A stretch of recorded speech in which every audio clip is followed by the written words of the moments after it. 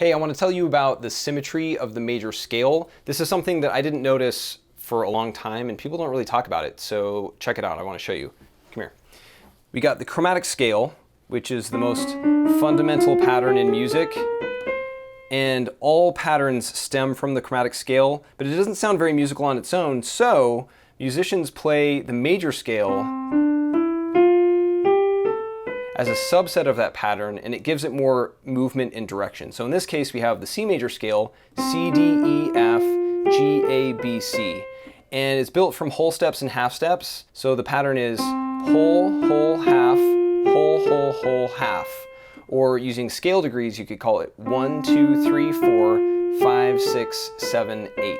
So the major scale sounds really nice. It has a sweet kind of beautiful tone to it, and it's so common that a lot of people don't think about it, but that pattern of whole, whole, half, whole, whole, whole, half is the key to really everything in music theory. Let me show you. So looking at this pattern, we've got the whole, whole, half, whole, whole, whole, half, or 1, 2, 3, 4, 5, 6, 7, 8.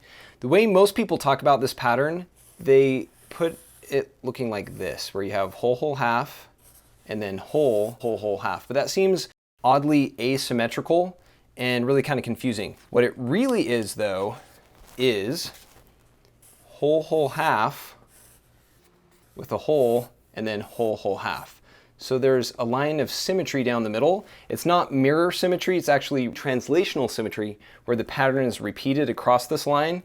But that is basically the fundamental interval pattern in the major scale. And this interval pattern explains everything that follows. How major scales build the circle of fifths, which leads to all sorts of insights in music. And I can't get into that here, but I want to at least show you that the major scale is totally symmetrical, and this inherent geometry to music is what makes everything possible in music.